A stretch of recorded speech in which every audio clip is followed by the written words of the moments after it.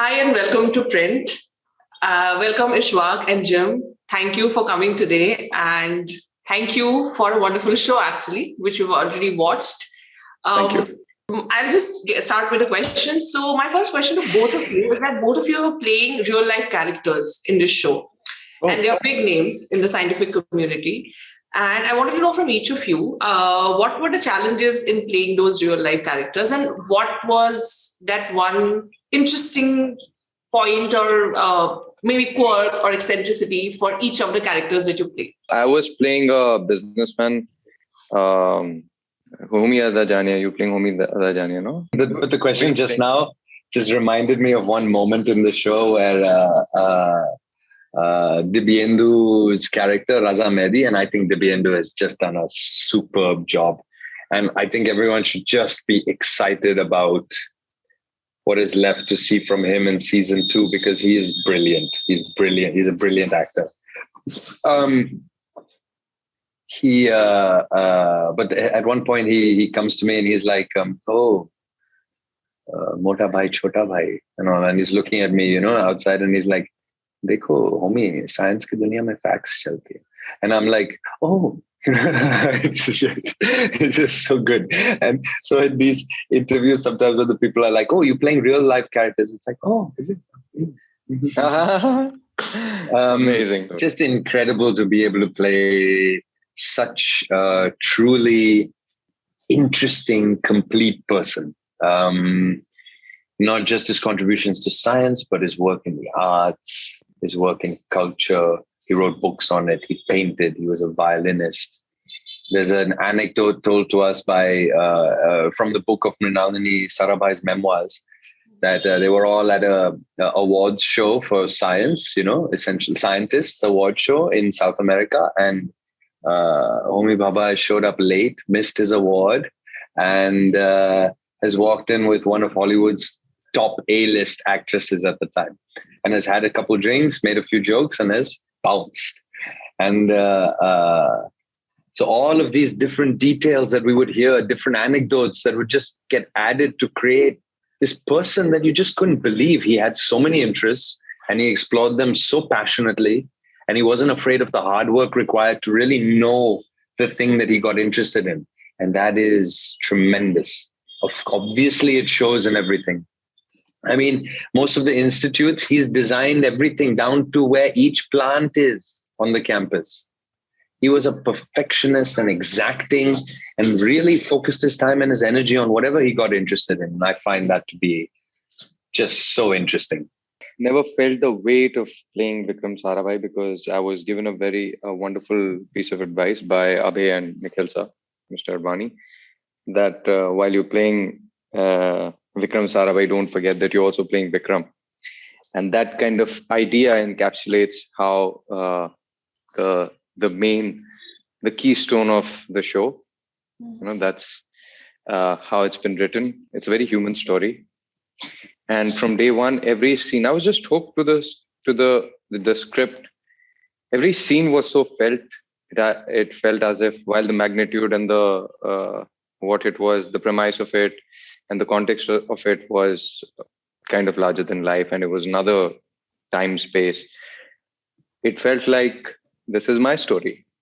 It was so personal because Abhay had, through his writing, managed to humanize the characters, keeping the writing very authentic and original and true to the events. He'd stitched the events with a whole lot of meticulous facts and, like Jim mentioned, anecdotes and all these things. Even the wonderful the track, every track is logical and authentic in the sense that the love story, it's fascinating. We sometimes think that it's people use words like this is too filmy, and this is what Jim I mentioned the other night. If I tell how my parents met, no one's going to believe it. It's the most filmy story. As filmy, I've never seen or watched a movie which has that level of drama in it. Life is full of, it's just, but then, you got to do it for the right reasons. If it actually, Vikram and Mrinalini love story, it's fabulous. If you hear about the anecdotes and the Sarabhais were involved, So they kind of vetted it at every point. And the interactions, the initial interactions of Homi and Vikram, they used to go out, they used to work really hard. And on the weekends, there was this Western hotel or some place, I read about it somewhere in Bangalore, where they were like, while all the scientists were very studious, came from South, these were rich boys who were Western educated, who had the best of education, and they were here working hard during doing the most amazing, one of a kind experiments at IISc, and at the same time going out, partying, living it up. You playing these kind of characters, so you could relate. While it is quite distant from you, but at the same time it's so close. You know what I mean? Mm-hmm. So at the same, and also of course it was about the education, it was about science, so all that went parallel, because you don't want to lose the context of it. It is very important to also see the level of intelligence, and Jim puts it very well, how they were kind of fast thinkers and all of that. Mm-hmm. Because these were brilliant men. You read about the institutes that Sarabhai and Homi Bhabha started, and Sarabhai started, and his education. And he was also an educationist. He was teaching in his later years. He was teaching at some of the best institutes in the world, including MIT. How do you get the sense of how do you play a man like that? It is challenging if you think about it. Now I can say, back, when I started out, I was just saying that, hey, you know what? It's just another character. It's not just another character. It required a lot of work. So yeah, a lot of reading, a lot of interaction, a lot of collaborative work. That's how I guess one started getting a sense of who he was, and how he moved, what he felt, how he thought. There's a great quote from Homi Bhabha's earlier correspondence, where he says there are, for the thousands of scientists who can do good work in a good environment, there is only one, Rutherford. He was referring to a scientist named Rutherford, who can create his own environment wherever he may be. And I think both of these men tried to imbibe that general spirit of, yes, if Geiger counters worked, and if the rubber sheets were easily available, we would be able to move forward faster, but they are not. So how do we now create the environment required to still do the work we want to do without just blaming circumstance? And I think if the two of them didn't have that entrepreneurial spirit, they would not have achieved half of what they did. They really had a vision for the future and pulled that vision out of their head and made it a reality, which is incredibly inspiring. I think that's a 1 in a million kind of person. Otherwise, most of the times it's like, I'm writing a screenplay. You have that one friend who 25 years is starting a band. It's like, start another band. Start the band. Stop telling me about the band. I don't want to hear about your band. Let me come to your performance. Jim, you mentioned Raza's character, and Ishwak, you also pointed out, and which is something very obvious also in the show, that both of these scientists also came with a lot of privilege. The fact that they could get education in certain places, the fact that they could have certain kind of opportunities is somehow a matter of fact, because of their privilege. Whether or not they choose to take it up, whether or not they choose to move away from it, that's a different thing. Mm-hmm. So I was wondering if, I know that Raza's character is fictional. And Abhay did mention that, it is an amalgamation of a lot of other scientists that existed at that point of time, who also, brilliant and doing well in their respective spheres. So I wanted to know from both of you, do you think it's also like a balancing act? I mean, of course, between the two characters, even Bhabha and Sarabhai, there seems to be a balancing act in the way they interact, in the way they talk about things, in the way they also have very different attitude towards life. While they collaborate, there's also a very distinct attitude to life, for each of them. But there's also Raza, which is also sort of like balancing this two out. Like when you open, the very first episode of the show is him, challenging Bhabha's character, saying that, it's very obvious that he doesn't like this, right? And it's very obvious. He's also critical of, Nehru at that point of time. So, what do you have to say about that particular character? Because it's a fictional one, as opposed to the two characters that you're playing, which are, real life figures. If I was to talk about their background, I wouldn't call it privilege, because if you read about Homi Bhabha and Vikram Sarabhai, they were brilliant students to begin with. Privilege would apply to someone who gets through or gets to a certain point in his life merely based on resources that were available to him or what he or she has inherited. Whereas these were men who were swimming against. Again, let me just finish this. I know, but I disagree with the basic premise of it only. So then how, No, I'm getting. Okay. Because Homi, for instance, didn't have, say, the blessings of his parents to pursue a certain course that he wanted to. He had to first. I mean, Vikram was qualified enough, good enough to get through Cambridge and be working in Cavendish laboratory. It's not for any privilege. There were many privileged men and women, many privileged students in Gujarat, and the way it was done back then was that as soon as you get done with basic education, you join the family business. But these were men, and especially in the context of Vikram, who were swimming against the tide right from the very beginning. Otherwise, he could have taken over the family reins after finishing his basic education. But he went to Cambridge, pursued what he wanted to pursue, science, the kind of science that he wanted to pursue. It was very simple to do it wasn't the most popular science of that time, what he, went for.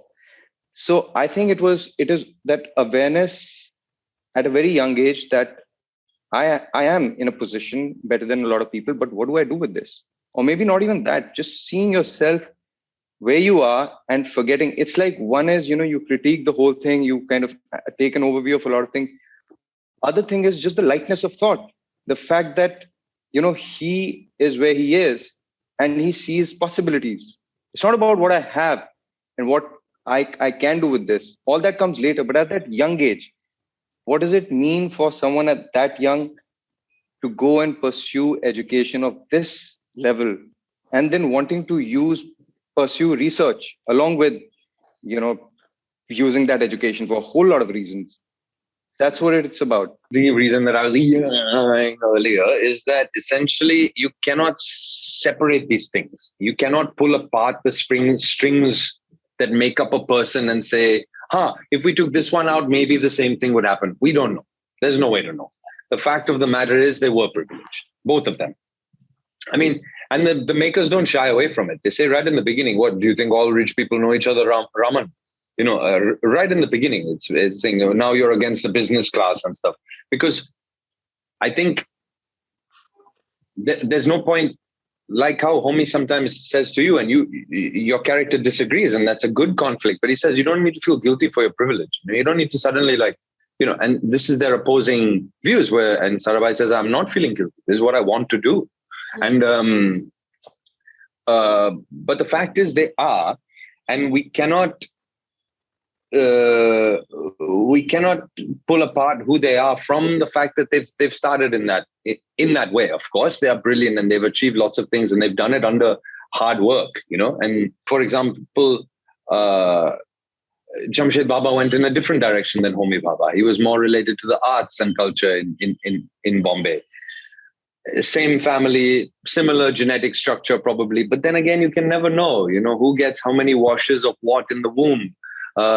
What exactly the interests are encouraged as a child. You can never know those things. I think only if you perfectly understood all of those things would you perfectly understand how the man has turned out to be how they are. But privilege is inescapable.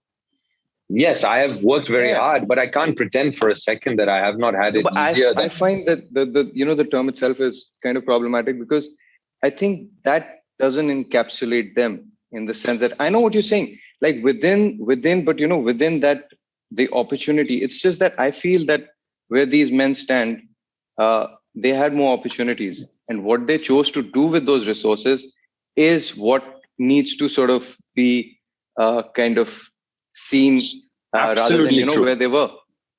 Absolutely true. And it's true. They speak of it sometimes as we are the caretakers of this. Mm-hmm. We are not, this is not us. We are a caretaker of this and we need to pass it on to the next generation. And that's what they believed, I think. And that's brilliant. Yeah. Sort of missed a bit of the question that I was going We digressed. Yeah. Yes, because like I said, when the reason I mentioned the word privilege here is let's say, let me just call it social, certain kind of capital that you have with you. The fact that you can, let's say, apply to a particular college is also a kind of capital that you have.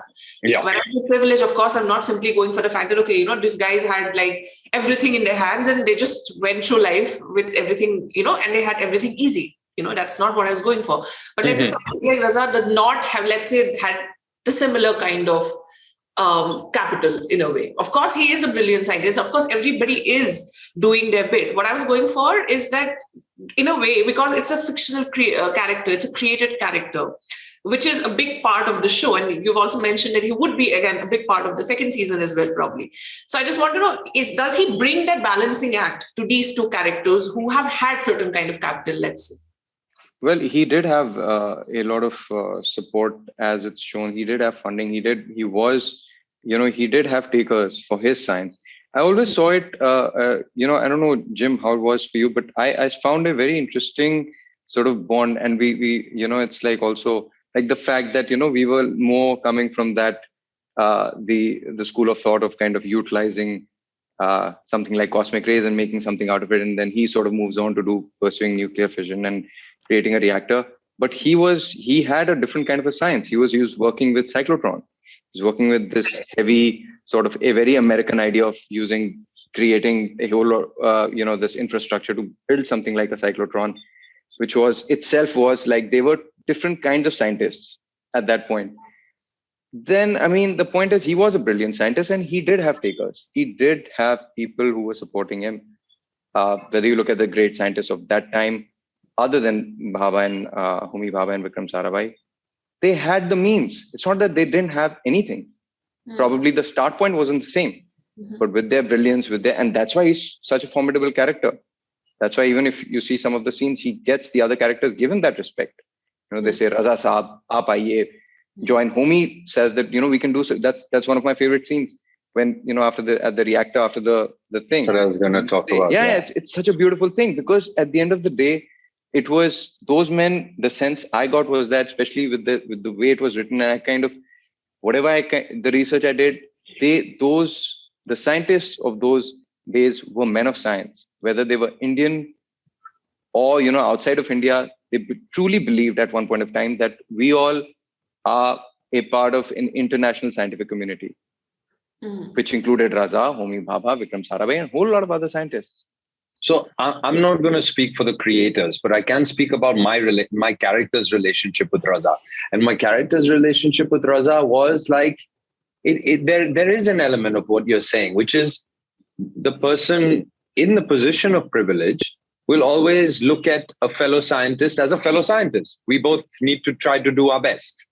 We need to try to do our best. Of course, the person who has not had that kind of a background will think of it in terms of silver spoon versus not. That's just the way it goes, right? That's the way it goes.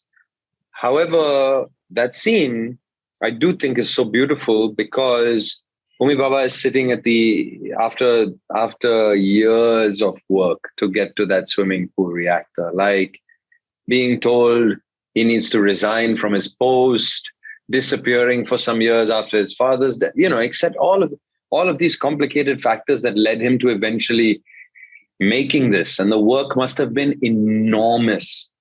And the idea that Abhay had to have the two of them meet by the reactor is just brilliant. Because the only person that time in the world, in India, who understood what it meant to build something like that was Raza, because he had built the first cyclotron.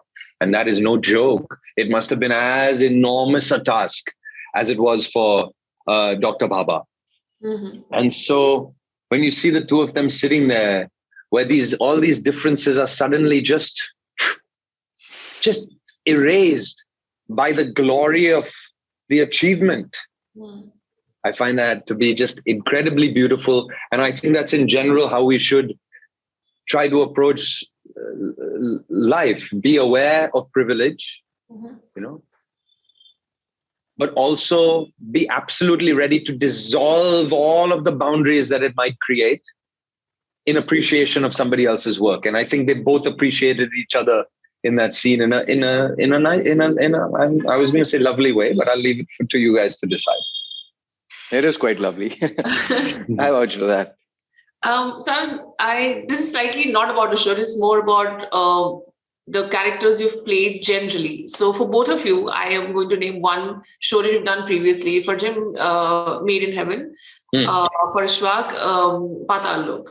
So you've acted in series in OTT platforms. You've also taken part of this show, which is almost nearing a magnum opus, with a kind of reaction and response that the audience is giving. Do you think that in a way, series like these give you more time to explore the kind of characters that you're playing, given the way it's structured? There are more episodes, there are more layers that you can sort of probably explore when you play a role in a series as probably opposed to a film. Absolutely.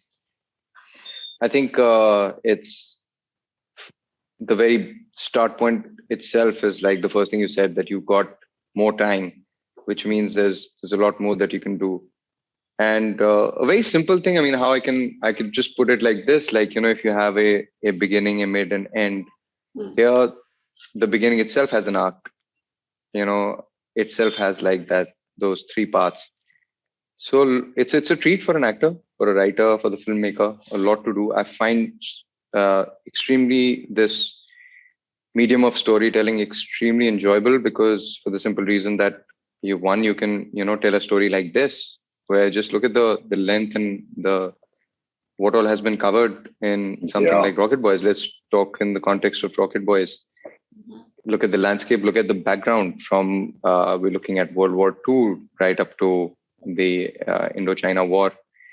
And we've covered personal, early years of these two characters, their later years when they're men in a position where they're responsible for so much more than just their families and people around them. And just painting that canvas, it's beautiful. You can't, it's a huge canvas, and you can't just leave it empty saying that it's, splash some colors here and there. It needs to be really, every stroke needs to make sense. The overall composition needs to make sense. It needs to be detailed. All of that. I don't think there should be that much of a difference, honestly. I think that you should approach it the same way. Try to make each scene be a full person, So then if it's in a short film or if it's in a thing, the only advantage that you have in a web series, for example, is you have more time. As soon as you have more time, you can have more scenes. As soon as you have more scenes, you can have more variety. That's really all it is. As time increases, variety increases. Variations of scenes, different shades of the character. So you should come to a short film or a feature with the same amount of detailing for who the guy is done, and then it just is a question of, well, you didn't see that side of him, but it was there, Yeah. And then how to bring that out, maybe in a tiny moment in between a different scene, that's the fun. That's the real fun of acting and filmmaking, I feel. Okay. Absolutely. I concur. If both of you had any moment where you felt like, playing the character, doing some of the things that these characters were doing give you a sense of wish fulfillment as well? Like, let's say, when the scene opens and you are just trying to get a rocket to work, your character is trying to get a rocket to work, and Homi has this multiple moments in the scene where he's doing a lot of things. So I was wondering if there was any point in the show where you're like, okay, this is something I may have wanted to do in real life. Okay, I'm getting to do this as part of the show. My physics teacher would be proud of me. It's also, you draw parallels. It's like the kind of education he had takes me back to, my early years, college years, the kind of college I wanted to go to, when Ambalal hands him over, Ambalal Sarabhai hands him over the envelope, which has that acceptance letter from IISc. I've had a similar moment in my life. It was kind of fulfilling. I felt that normally you kind of feed on certain memories, but this is what I also kind of, the other beautiful thing about it is now the craft is possibilities. And I had, it's not that I'd never seen a scene approached it like that, but literally like Homi Bhabha's Jim's dialogue, a whole new world of possibilities. I saw a lot of possibilities that's came across that was very personal. And that's why it was felt, and I really got a sense of what that scene was about. I think that the whole project was wish fulfillment, not about like doing the thing that I would have liked to do in real life. It was like doing this part. This whole part is wish fulfillment. I mean, us achieving a very complicated scene was wish fulfillment. There's a scene in the second season that's a 5-minute, 15-second party Steadicam single shot. You finish doing that, and it's like a strange euphoria, you know? Like I've done the wish fulfillment of pulling off this thing that we've all pulled off with 200 extras and Steadicam operator and each actor having to hit each beat, each moment, you know, to make sure it holds all the way up until the end of the take. Scene with J.R.D. Tata, it was incredible. The monologue, of course, is not that long in the show, but I come in and I say, can I have 5 minutes, please? And then we played out the whole scene. So I would give the whole monologue, different magnifications, la da da da da. But the first time I did it, I said, can I have 5 minutes, please? So tie this, that, blah, blah, blah, blah, blah. Gave the whole thing. Scene over. Cut. Yeah, everyone, I'm like teared up and la da da da. Cut. Yeah. And the sound guy, because I go, that's my 5 minutes, right at the end. And I just walk out. I don't wait for a response or anything, you know? And sound guy's like, it was 5 minutes and 10 seconds. So like these things is the wish fulfillment. I've more or less had like most of my questions answered. Thank you so much for talking. More or less. More or less, yes. I would say more or less. But yeah, thank you so much for talking to me. It was fun, and congratulations on the response to your show, and also like a lot of best wishes for all your future projects. Thank you, Tina. Thank you. Thanks.